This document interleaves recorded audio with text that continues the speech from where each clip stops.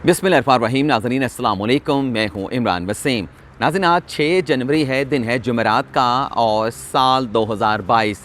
नाज़रीन डीजी नैब रावलपिंडी इरफान नईम मंगी, जिन्होंने शरीफ ख़ानदान के ख़िलाफ़ नैब के रेफरेंस बनाए थे, आज डीजी नैब इरफान नईम मंगी के साथ नैब के अफसरान ने जस्टिस उमरता बंदयाल की अदालत में तौहीन अदालत केस में माफ़ी मांग ली है। नैब के अफसरान की जानिब से जब माफ़ी मांगी गई तो कमरा अदालत का माहौल क्या था, एक तो ये आपको बताएंगे। दूसरी जो ख़बर जिस पर हम बात करेंगे, कल इस्लामाबाद हाई कोर्ट में अंसार अब्बासी तौहीन अदालत केस की समाअत होने जा रही है, लेकिन कल की समाअत से एक रोज़ पहले इस्लामाबाद हाई कोर्ट के चीफ जस्टिस अतर मिनल्ला ने अंसार अब्बासी तौहीन अदालत केस से अलग होने का इंदिया दे दिया है। ये क्या मामला है कि कल की समाअत से एक रोज़ कबल चीफ जस्टिस अतर मिनल्ला की जानिब से इस किस्म का इंदिया दिया गया है, इस किस्म का इशारा दिया गया है। इस पर भी जो तफसीलात हैं वो आप नाज़रीन के साथ शेयर करेंगे। तीसरी खबर में हम बात करेंगे जस्टिस आयशा मलिक साहबा की तकर्री के मामले पर वकला ने जो हड़ताल का ऐलान कर रखा है, अदालती बाइकाट का ऐलान कर रखा है, एहतजाज का ऐलान कर रखा है,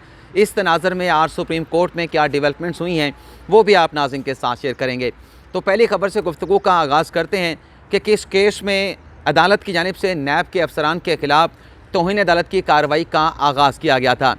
इस केस का नाज़रीन पस मंज़र ये है कि 30 अगस्त 2021 को नैब के अफसरान ने एक निजी कंपनी है, B4U कंपनी इन्वेस्टमेंट कंपनी थी, उसके मालिक सैफुर्रहमान ख़ान ज़मानत लेने के लिए सुप्रीम कोर्ट पहुँचे थे, लेकिन नैब के अफसरान की जानिब से और पंजाब पुलिस के अफसरान की जानिब से अहाता अदालत से सैफुर्रहमान को गिरफ़्तार कर लिया गया और सैफुर्रहमान को गिरफ़्तार करके नैब के हेडक्वार्टर में भिजवा दिया गया। जिसके बाद जस्टिस उमरता बंदयाल जो उस रोज़ उस केस की समाअत कर रहे थे, ज़मानत केस की उन्होंने समाअत करनी थी, उन्होंने हुक्म जारी किया कि नैब जो है फ़ौरी तौर पर सैफुर्रहमान ख़ान को अदालत में पेश करे। तो अदालत के हुक्म पर नैब के अफसरान ने ना सिर्फ सैफुर्रहमान ख़ान को अदालत में पेश किया था, बल्कि उसी रोज़ अदालत की जानिब से 3 रुकनी बेंच की जानिब से वो तमाम अफसरान जो सैफुर्रहमान ख़ान को अहाता अदालत से गिरफ़्तार करके ले गए थे, उनके ख़िलाफ़ तौहीन अदालत की कार्रवाई का आगाज़ भी किया गया था। तो आज इस केस की समाअत सुप्रीम कोर्ट में हुई है। जस्टिस उमरता बंदयाल जो अगले महीने 2 फरवरी को चीफ जस्टिस ऑफ पाकिस्तान बन जाएंगे, जस्टिस मज़ार अली नकवी के साथ उन्होंने 2 रुकनी बेंच में इस केस की समाअत की है। आज जब इस तौहीन अदालत केस की समाअत का आगाज़ हुआ तो डीजी नैब इरफान नईम मंगी मौजूद थे, नैब के बहुत सारे अफसरान मौजूद थे, पंजाब पुलिस के वो ऑफिसर वो एहलकार मौजूद थे जिनके ख़िलाफ़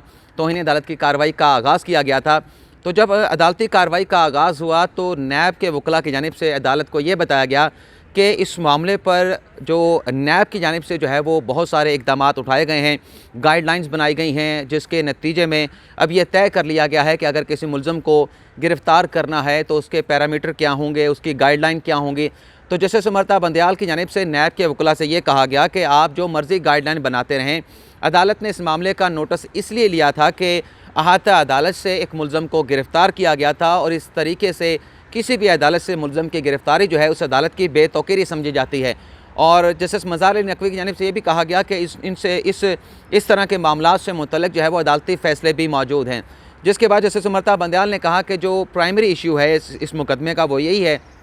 कि नैब के अफसरान ने अहाता अदालत से एक मुल्ज़म को गिरफ़्तार किया जो अदालत से ज़मानत लेने के लिए आया था, जो अदालत के सामने सरेंडर करने के लिए आया था। इस केस पर बात करें जिस पर नैब के वकला ने कहा कि जो हमने गाइडलाइन बनाई है उसमें इस बात को भी शामिल कर लिया गया है कि आइंदा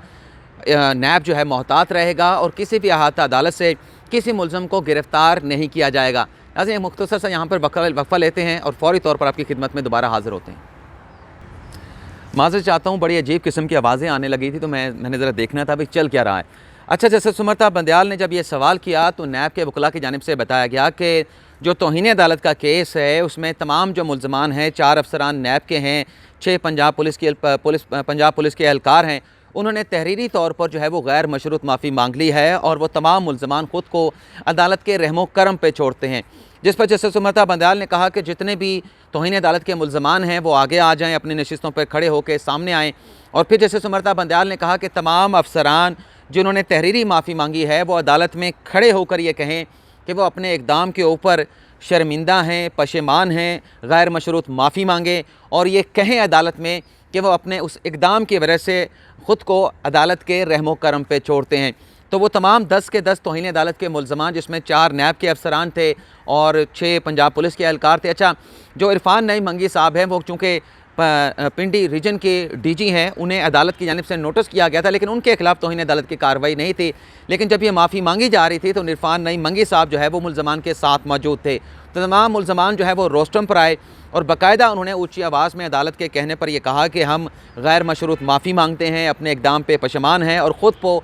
अदालत के रहमो करम पर छोड़ते हैं। जिसके बाद अदालत ने जो ऑर्डर डिक्टेट किया है उसमें यह कहा गया है कि चूँकि तमाम मुल्ज़मान ने गैर मशरूत माफ़ी मांग ली है तो उसके बाद इस केस की फ़ाइल जो है वो क्लोज़ की जाती है। अच्छा, ये भी बता दें कि अदालत ने ये नहीं कहा कि जो शोकाज़ नोटिस तौहीन अदालत के जारी किए गए हैं वो हम विड्रॉ कर रहे हैं, उसे डिस्चार्ज कर रहे हैं, और जो गारंटी मांगी गई थी, श्योरिटी बॉन्ड्स मांगे गए थे, उनसे मुतल्लिक़ भी आज के अदालती फ़ैसला जो अदालत में डिक्टेट किया गया है वो मुकम्मल तौर पर खामोश है। अगर हम दूसरी खबर की बात करें, जैसे मैंने आपको आगाज़ में बताया कि कल इस्लामाबाद हाई कोर्ट में अंसार अब्बासी तौहीन अदालत केस की समाअत होने जा रही है, लेकिन कल की समाअत से एक रोज़ पहले आज इस्लामाबाद हाई कोर्ट में एक बड़े अहम केस की समाअत हुई है सोशल मीडिया के रूल से मुतल्लिक़, जिसमें आज इस्लामाबाद हाई कोर्ट के चीफ जस्टिस अतर मिनल्ला की जानिब से ये ऑब्जर्वेशन दी गई है कि मैं क्यों ना जो अंसार अब्बासी तौहीन, मतलब उन्होंने नाम नहीं लिया, लेकिन ये कहा जा रहा है कि इस अदालत के ऊपर ये इल्ज़ाम लगाया जा रहा है मुख्तलिफ़ सहाफ़ती तंजीमों की जानिब से कि मेरी जो अदालत है वो फ्रीडम ऑफ एक्सप्रेशन के ख़िलाफ़ है।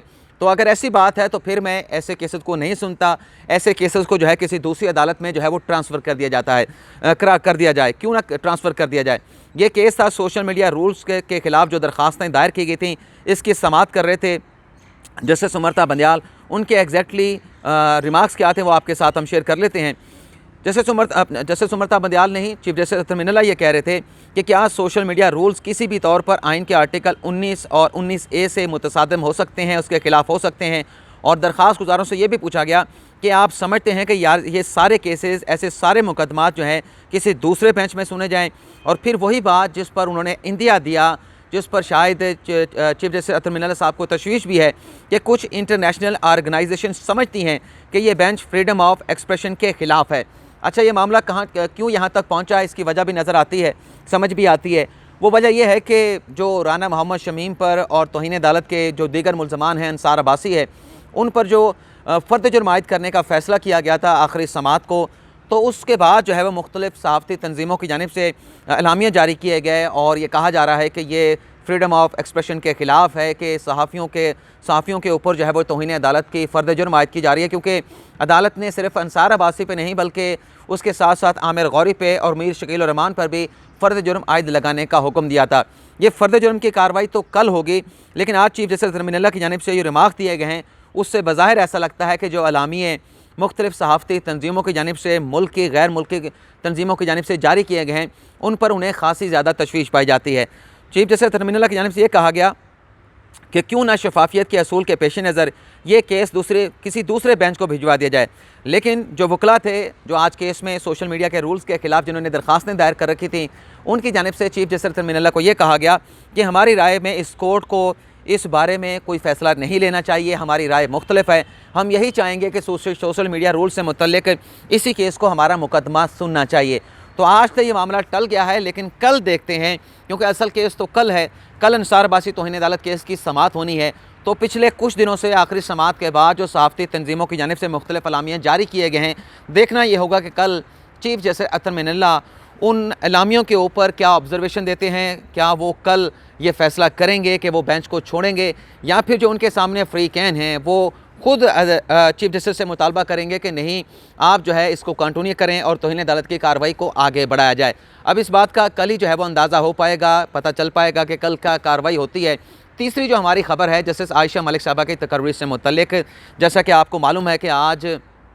6 जनवरी है और 6 जनवरी को जुडिशल कमीशन का इजलास बुलाया गया, जिसमें जस्टिस आयशा मलिक साहबा को सुप्रीम कोर्ट का जज बनाने के लिए उनके नाम पर गौर किया जाएगा। वकला तंजीमें, चाहे पाकिस्तान बार काउंसिल हो, सुप्रीम कोर्ट बार एसोसिएशन हो, उनकी जानिब से जो भी एलामियाँ जारी किए गए, जो भी प्रेस कॉन्फ्रेंस की गई, वो तमाम तफसीलात आपके साथ हम शेयर कर चुके हैं। लेकिन कल पाकिस्तान बार काउंसिल की जानिब से एक एलामिया जारी किया गया, जिसमें यह बताया गया था कि आज 6 जनवरी के रोज़ मुल्क भर के जो मुख्तलिफ़ वकला की तंजीमें हैं वो अदालती बाइकाट करेंगी, एहतजाज करेंगी, अदालतों में पेश नहीं होंगी। तो सुप्रीम कोर्ट की अगर हम बात करें, क्योंकि हम सुप्रीम कोर्ट ज़्यादा कवर करते हैं, पार्लियामेंट को कवर करते हैं, और अगर हाई कोर्ट में कोई केस होता है तो वहाँ पर भी कवर करने के लिए चले जाते हैं। तो आज सुप्रीम कोर्ट में तो कोई अदालती बाइकआउट जो है वो नज़र नहीं आया, अदालती एहतजाज भी वकला की जानिब से नज़र नहीं आया। 5 बेंचेस मुख्तलिफ केसेस की समाअत कर रहे थे, वकला उसी तरह से अदालतों में पेश हो रहे थे। और सबसे बड़ी जो डेवलपमेंट आज देखने को मिली है कि वकला के एहतजाज के पेश नज़र आज इस्लामाबाद पुलिस की जानिब से यहाँ सुप्रीम कोर्ट के अहाते में और सुप्रीम कोर्ट के अहाते के बाहर पुलिस की भारी नफरी तैनात की गई थी। और इस खदशे के पेश नज़र के शायद वकला एहतजाज करेंगे, हड़ताल करेंगे, कोई हंगामा होगा यहाँ पर, लेकिन ऐसी कोई सूरत हाल बनी नहीं। और आज 3 बजे जो है वो जस्टिस आयशा मलिक साहबा की तकरीर से मुतल्लिक जुडिशल कमीशन का इजलास होगा। देखना ये होगा कि judicial commission justice Ayesha Malik साहबा की तकरीर के मामले पर क्या फ़ैसला करता है। अच्छा, यहाँ पर हमारी 3 खबरों की तफसीलात ख़त्म हो जाती हैं। जाने से पहले 2 बातें आप नाज़रीन के साथ मैं करना चाहूँगा, उससे आप वजाहत समझ लें, जो मर्ज़ी समझ लें। एक बात तो मैंने ये करनी है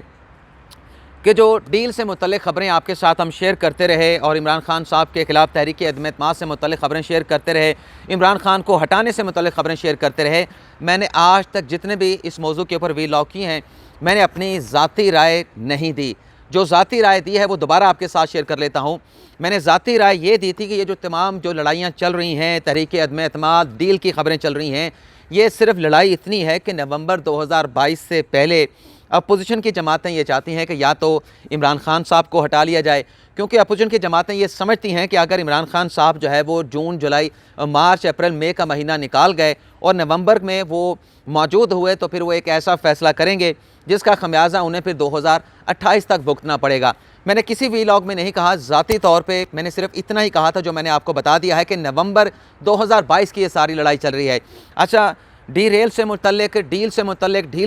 जितनी भी खबरें शेयर आपके साथ शेयर की हैं वो मेरी खबरें नहीं थी, वो ज़राए की खबरें थीं, वो अपोजिशन की जानिब से जो मुख्तलिफ इजलास बुलाए गए, उनके जो रहनुमाओं की जानिब से बयानात दिए गए, जो सहाफ़ियों की जानिब से बयानात दिए गए, वो बयानात आपके साथ हमने शेयर किए हैं। दूसरी जो खबर मैंने जो वजाहत करनी थी वो जस्टिस आयशा मलिक साहबा के मामले पर करनी थी। मैं ज़ाती तौर पे मेरी अपनी ख्वाहिश है कि जस्टिस आयशा मलिक साहबा सुप्रीम कोर्ट की जज बने और पहली खातून जज सुप्रीम कोर्ट की बने और पहली चीफ जस्टिस ऑफ पाकिस्तान भी बनेंगी अगर वो सुप्रीम कोर्ट की जज बन जाती हैं, तो मेरी ये ज़ाती ख्वाहिश है। लेकिन जस्टिस आयशा मलिक साहबा की तकरीर से मुतल्लिक़ हमने आज तक जितनी खबरें शेयर की हैं वो मेरी कोई ज़ाती राय पे मबनी नहीं थी, मेरा कोई एनालिसिस नहीं था, बल्कि वकला तंजीमों की जानिब से, Pakistan bar council, supreme court bar की जानिब से और जो दीगर मुतल्लिका स्टेक होल्डर्स की राय थी, सिर्फ वही आपके साथ हम शेयर करते रहें। बस इतना ही आपको बताना था और मज़ीद बस इतना ही कहूँगा कि अल्लाह ताला आपका हामी और नासिर हो। अपनी दुआओं में याद रखिएगा। अल्लाह हाफ़िज़।